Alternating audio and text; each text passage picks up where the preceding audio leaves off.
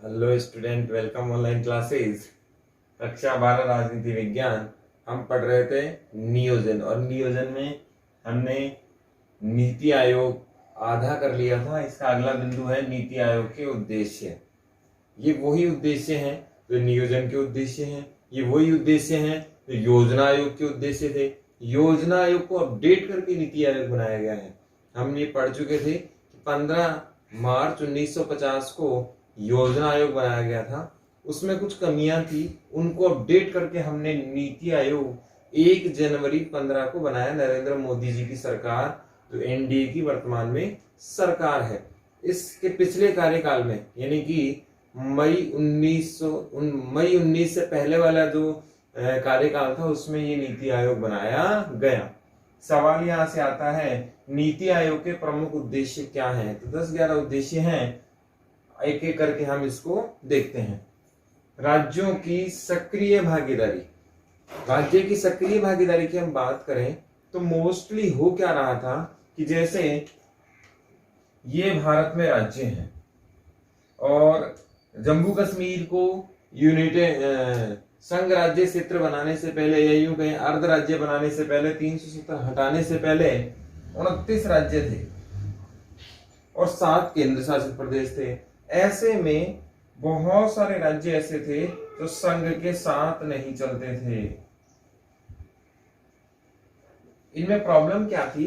जैसे south India में देखें तो 1-2 स्टेट ऐसे हैं जहां पर लोकल दल काम कर रहे हैं, क्षेत्रीय दल काम कर रहे हैं, और ये क्षेत्रीय दल कहीं ना कहीं संघ की मुख्य धारा से अपने आप को अलग रखते हैं। जैसे जम्मू कश्मीर है तो कहीं ना कहीं भारत के एक संघीय ढांचे में जो आर्थिक फैक्टर को डिपेंड करता है, आर्थिक फैक्टर को आगे बढ़ाने में मदद कर सकता था, वो नहीं चल रहा था। राज्य की विकास में सक्रिय भागीदारी नहीं थी।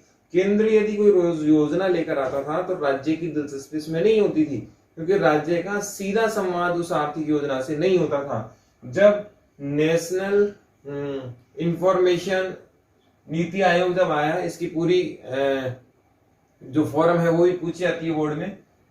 नीति आयोग जब आया तब ऐसी स्थिति बनाई गई कि प्रत्येक राज्य के मुख्यमंत्री को इसमें बैठक में भाग लेने का समर्थन किया गया।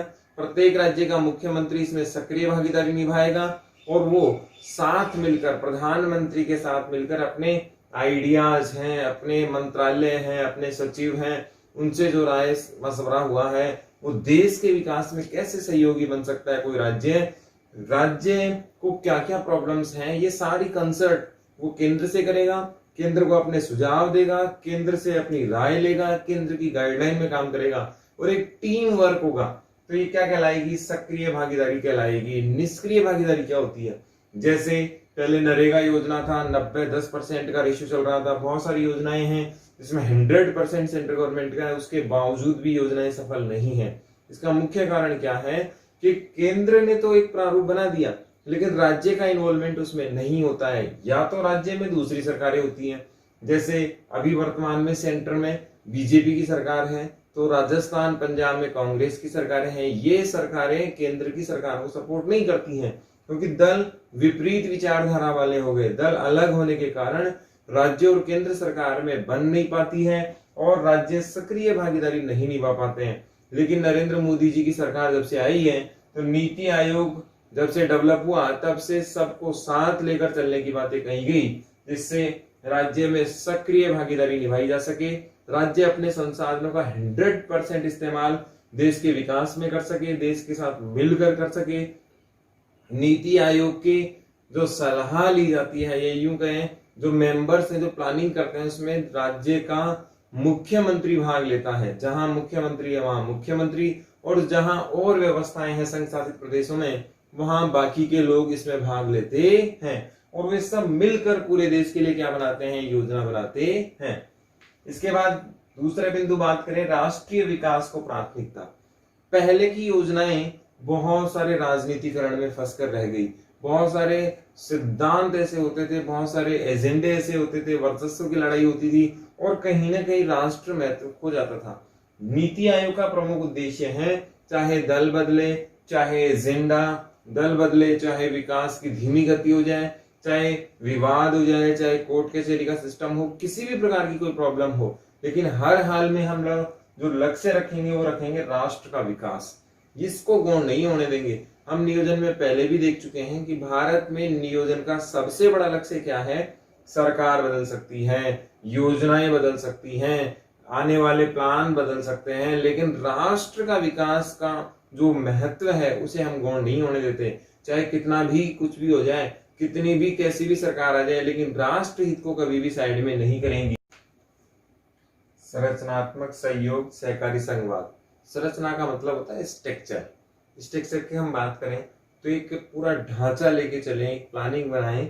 ऐसे नहीं कि कोई भी आइडिया मिला और उस पर अमल करना शुरू कर दिया। एक पूरी प्लानिंग होनी चाहिए, एक स्ट्रक्चर तैयार होना चाहिए। जैसे एक रूट प्लान की हम बात करें, जैसे हम एक रोड मैप की बात करें, तो वो रोड मैप हमें पहले से तैयार होना चाहिए जो आगे जाकर हमें सहयोग करे। सहकारी संघवाद की बात हम कर चुके थे।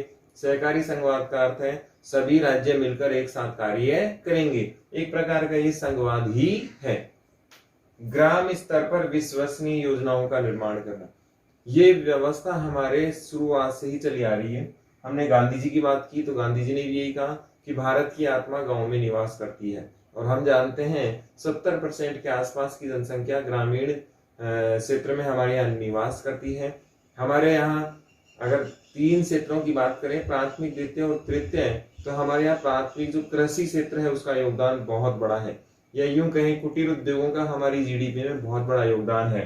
ऐसे में ग्राम स्तर पर विश्वसनीय योजनाओं का बनाना बहुत ज्यादा जरूरी है। इसके फायदे क्या होंगे? पहला फायदा तो ये होगा कि ग्राम जब डेवलप होंगे तो स्थायी विकास आएगा। शहरी विकास अस्थायी होता है, फास्ट होता है, फास्ट डाउन होता है, फास्ट ही अप होता है। ग्रामीण विकास स्थायी होता है, निरंतर होता है और लंबे समय तक चलता है। क्यों? क्योंकि ग्राम में सोर्सेज होते हैं वो इंडिविजुअल पर्सनल के होते हैं। शहरों में बहुत ज्यादा रोजगार की अस्थिरता पाई जाती है, बहुत ज्यादा तेजी मंदी पाई जाती है, बहुत ज्यादा अविश्वसनीय सोर्स या यूं कहें इनसिक्योर इनकम यहाँ पर शहरों में होती है, जबकि ग्रामीण परिवेश में सिक्योर इनकम होती है। अगर कृषि को छोड़ दें तो कुटीर उद्योगों की इनकम सिक्योर होती है। ग्रामीण स्तर पर विश्वसनीय योजनाओं में हम क्या क्या कर सकते हैं? जैसे छोटे बैंक खोल सकते हैं, सोसाइटियों का रजिस्ट्रेशन कर सकते हैं, छोटे कुटीर उद्योगों की एक व्यवस्थित प्लानिंग हो कि इतने लोग ये कार्य करेंगे, इतने लोग ये कार्य करेंगे, जिससे वस्तु की अधिकता से बचा जा सके, वस्तु की कमी से बचा जा सके और बाजार की स्थितियों को नियंत्रण किया जा सके। बहुत बार आपने देखा होगा, अर्थशास्त्र के विद्यार्थी जानते हैं कि बाजार में वस्तु की उपलब्धता ज्यादा होने पर वस्तु में अनियमित गिरावट आती है और कहीं ना कहीं बेरोजगारी या यूं कहीं मंदी का दौर आ जाता है। इसीलिए वस्तु की अधिकता भी नहीं होनी चाहिए और वस्तु की कमी भी नहीं आनी चाहिए, जिससे बाजार में स्थिरता बनी रहती है। तो ग्रामीण विकास में स्थानीय सोर्सेज को ऐसा डेवलप करना पड़ेगा जिससे हम विकास में 4 चांद लगा सकें, और वो कहीं ना कहीं जब होंगे जब हम लोग एक व्यवस्थित विश्वसनीय सोर्सों से अगर हम काम करेंगे, एक दृढ़ संकल्प होकर कार्य करेंगे।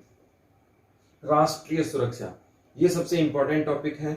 हमारा विकास चाहे कितना भी ऊंचा क्यों ना हो, किसी भी तरीके का विकास क्यों ना हो, लेकिन कभी भी राष्ट्रीय सुरक्षा से समझौता हमने नहीं करना है। ये नीति आयोग का उद्देश्य है। चाहे हमें कितना भी प्रॉफिट क्यों ना हो रहा हो, इसमें चाइना का मामला परफेक्ट बैठता है।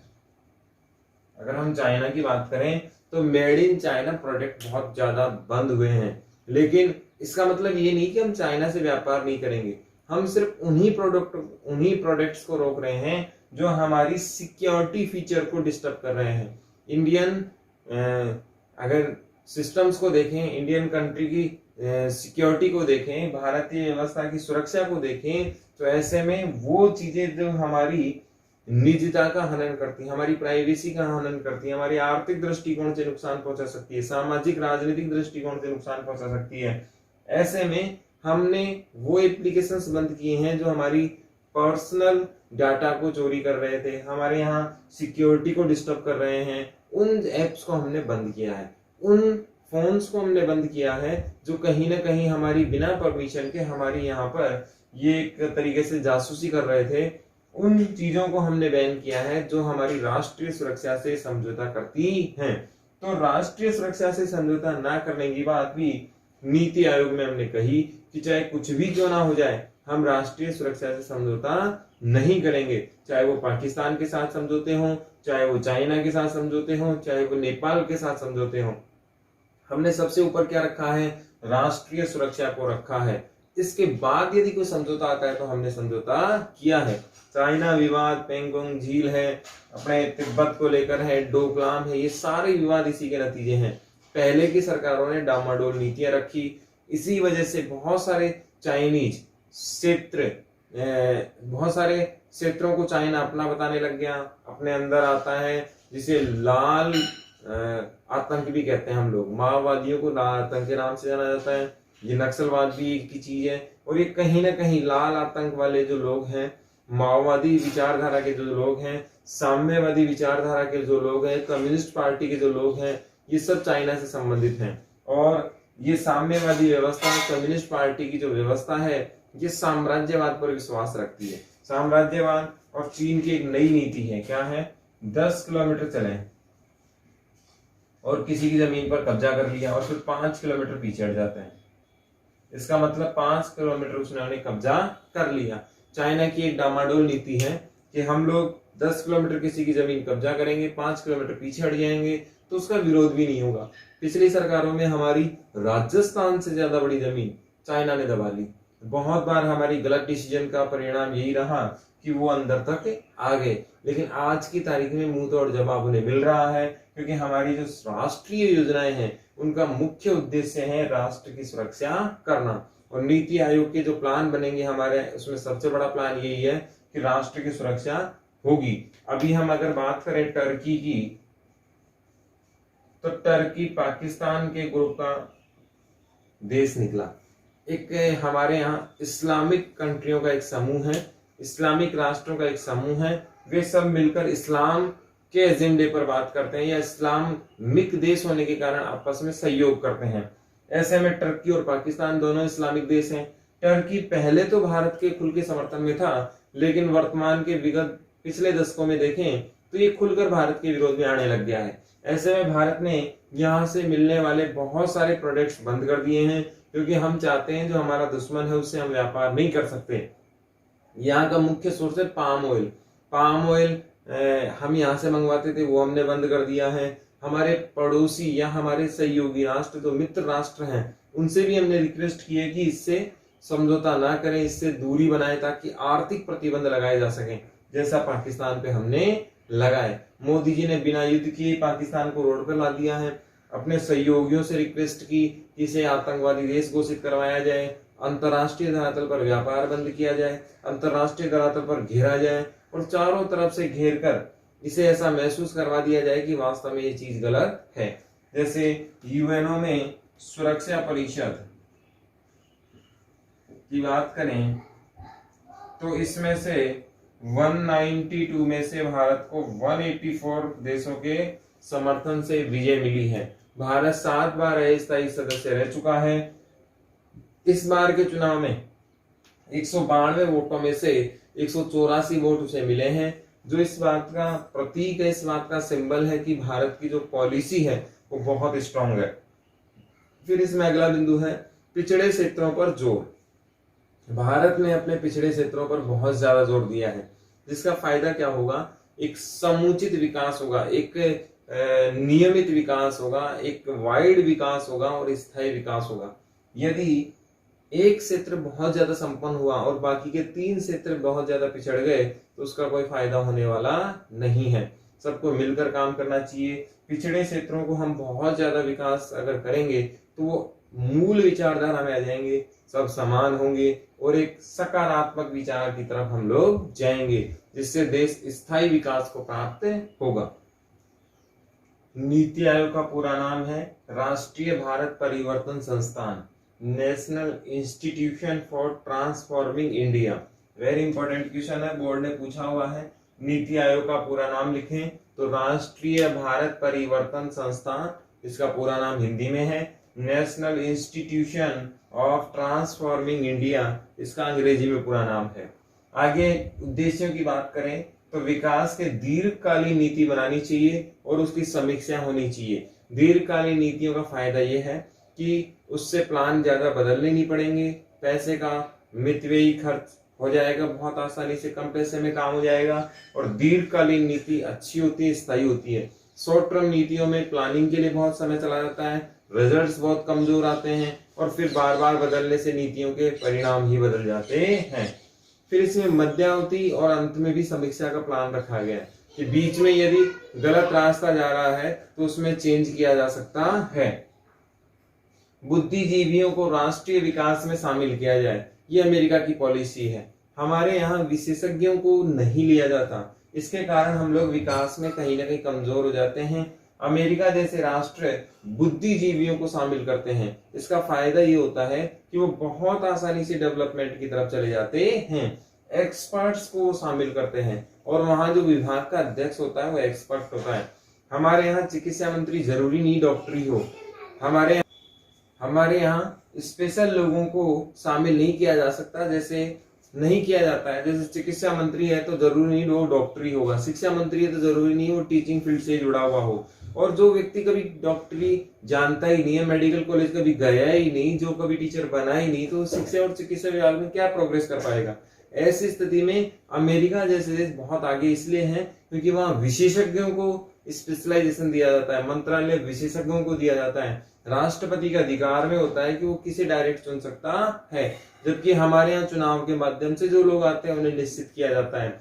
जैसे बहुत बार ऐसे सवाल उठे कि बहुत सारे मंत्री कभी कॉलेज गए ही नहीं और वो उच्च शिक्षा के मंत्री हैं, तो ऐसे में उन्हें ये पता ही नहीं कि कॉलेज का सिस्टम क्या है, हायर एजुकेशन डेवलपमेंट कैसे होता है, कौन से वीकनेस है हमारे, कौन से पावरफुल स्ट्रॉन्ग जोन है हमारे, और उनको कैसे आगे बढ़ाया जा सकता है, ये संभव नहीं हो पाता है। फिर साझा मंच, हमें विकास का एक ऐसा मंच लेना है, ऐसा एक प्रारूप लेना है जिसमें हम सब मिलकर कार्य कर सकें, हम एक व्यवस्थित ढांचा बना सकें, एक व्यवस्थित रूप बना सकें जिसमें हर चीज को हम जोड़ें, एक दूसरे पर भरोसा करें, मंत्रालयों की एक टीम बनाएं। मंत्रालय बहुत बार एक फाइल को रोक लेते हैं या सहयोग नहीं करते, बहुत बार देखा गया है। सड़क और रेलवे के बीच में तनातनी रहती है, ना तो रेलवे की लाइन डल पाती है ना पुल बन पाते हैं, ऐसी स्थिति में विकास बाध्य हो जाता है। बहुत बार पीडब्ल्यूडी और जेडीए में प्रॉब्लम होती रहती है, बहुत सारे प्रॉब्लम्स हमने देखे हैं। ऐसे में साझा मंच होना चाहिए, यदि डिपार्टमेंट्स में प्रॉब्लम है तो उनकी कॉमन बैठक होनी चाहिए और सामने बैठकर उनमें तय होना चाहिए। अनुसंधान और अध्ययन पर जोर, पहले जो प्लानिंग होती थी वो कल्पनाओं पर आधारित होती थी, समाज की परिस्थितियों को देखकर होती थी, जबकि नीति आयोग ने ये सिद्ध किया है, तय किया है कि हम जो भी निर्णय लेंगे वो अनुसंधान रिसर्च के माध्यम से लेंगे, अध्ययन करेंगे और सही क्या है रिजल्ट्स भविष्य में क्या है, वैज्ञानिकों की सलाह लेंगे, उस क्षेत्र के स्पेशल लोगों की सलाह लेंगे, बुद्धिजीवियों की सलाह लेंगे, समाज से जुड़े हुए लोगों की सलाह लेंगे और उसके बाद कार्य करेंगे, जब ताकि कार्य क्या हो, सुव्यवस्थित हो, तरीके से हो। प्रौद्योगिकी पर जोर, ये भी सबसे इंपॉर्टेंट है। उद्योगों में केवल उद्योग ही आते हैं, प्रौद्योगिकी में सब आते हैं, उद्योग, टेक्नोलॉजी, व्यवस्थाएं, सिद्धांत, रूल, रेगुलेशन, सब कुछ। तो प्रौद्योगिकी पर जोर दिया जाए और एक प्रकार की व्यवस्था बनाई जाए जिससे हम लोग सुचारू विकास कर सकें। इसमें अंतिम बिंदु है अन्य। अन्य में अगर हम देखें तो नीति आयोग का अन्य से जुड़ाव का मतलब ये है कि हम बाहर से कोई चीज आ रही है उसको भी अपनाएंगे, अंदर से कुछ अच्छा है उसको भी अपनाएंगे, जो ड्रॉबैक, जो कमियां हमारे अंदर हैं उनको हटाएंगे और हम हमारी समीक्षा करते हुए चले जाएंगे। अगर कोई अच्छा सुझाव हमें मिलता है, बहुत बार जैसे आपने देखा अभी नई शिक्षा नीति आई है, लगभग 34 साल के आसपास, 31 साल के आसपास जो नीति आई है, उसमें देखा जाए तो एक बड़ा स्ट्रक्चर बनकर तैयार हुआ है। उसमें टीचर्स की राय ली गई है, समाज सेवकों की राय ली गई है, बड़े बड़े इंस्टीट्यूशन की राय ली गई है, बुद्धिजीवियों की राय ली गई। तो एक अच्छा सुझाव है। जैसे बहुत सारे क्षेत्र में हम विकास की बात करें तो निजी क्षेत्रों के विकास को शामिल किया जा रहा है। जैसे अभी एयरपोर्ट्स को प्राइवेट क्षेत्र में दिया जा रहा है, उससे फायदे भी है। बहुत सारे लोग सोच रहे हैं कि मोदी जी ने एयरपोर्ट्स को बेच दिया है। क्वालिटी अगर डेवलप करना है आपको तो निजी क्षेत्र को उसमें शामिल करना होगा, क्योंकि निजी क्षेत्र कार्य में ज्यादा अच्छा होता है और निजी क्षेत्र में कार्य की जिम्मेवारी होती है। अब उसमें क्वालिटी अगर डेवलप हो रही है तो ज्यादा अच्छा है। प्राइवेटाइजेशन अच्छी चीज भी होता है, हर चीज का प्राइवेटाइजेशन नहीं होना चाहिए। जैसे स्वास्थ्य सेवाएं हैं, प्राइवेटाइजेशन अगर हो जाएगा तो गरीब आदमी के लिए अच्छी चीज नहीं है। शिक्षा का निजीकरण नहीं होना चाहिए, ये भी बहुत ज्यादा गलत चीज है, क्योंकि शिक्षा का निजीकरण होगा तो व्यवसाय बन जाएगा। तो ऐसी चीजों पर थोड़ा सा कंट्रोल होना चाहिए, और जो चीजें क्वालिटी मेंटेन करती हैं, जो चीजें हमारे लिए बहुत इंपॉर्टेंट है विकास के लिए, उसका निजीकरण हमें करने में हिचक नहीं होनी चाहिए। तो ये है नीति आयोग के उद्देश्य। नीति आयोग का पूरा नाम है राष्ट्रीय भारत परिवर्तन संस्थान, national institute of transforming India, ये इसका पूरा नाम है। यह इसके उद्देश्य पूरे हो गए हैं। अब इसका एक गठन का प्रारूप और बचा है, अंतिम बिंदु। इसमें आगे देखें, नीति आयोग के गठन के आधार को देखें तो इसमें अध्यक्ष तात्कालिक प्रधानमंत्री होते हैं। जैसे नीति आयोग के पहले योजना आयोग था, उसमें भी तात्कालिक प्रधानमंत्री ही अध्यक्ष होते थे। सदस्य सीएम, जिन पूरे राज्य उनके, जहां केंद्र शासित प्रदेश होते हुए भी विधानसभा है, जैसे पुदुचेरी दिल्ली, वहां के मुख्यमंत्री, और उपराज्यपाल जहां के केंद्र शासित प्रदेश हैं। क्षेत्रीय परिषदें, क्षेत्र परिषदें हैं क्या चीज, दो या दो से ज्यादा राज्यों से संबंधित यदि कोई विवाद है तो उनको बैठकर सुलझाने के लिए क्षेत्रीय परिषदों का गठन किया गया है, ताकि आम समझौता उसमें बन सके। इन क्षेत्रीय परिषदों में मुख्यमंत्री प्लस प्रधानमंत्री दोनों मिलकर इसके नेतृत्व में आते हैं। प्रधानमंत्री इसके अध्यक्ष होते हैं। मनोनीत सदस्य ये बुद्धिजीवी हैं, और जिस टॉपिक पर बातचीत हो रही है उस टॉपिक से जुड़े हुए व्यक्तियों को मनोनीत करते हैं प्रधानमंत्री जी, और उससे संबंधित उनकी राय ली जाती है। पूर्णकालीन सदस्यों की लिस्ट एज इट इज उतारनी है, जो आपकी बुक से देखना है आपको। और ये नीति आयोग के गठन या यूं कहें स्ट्रक्चर का प्रारूप है। नीति आयोग के सदस्य कौन कौन हैं।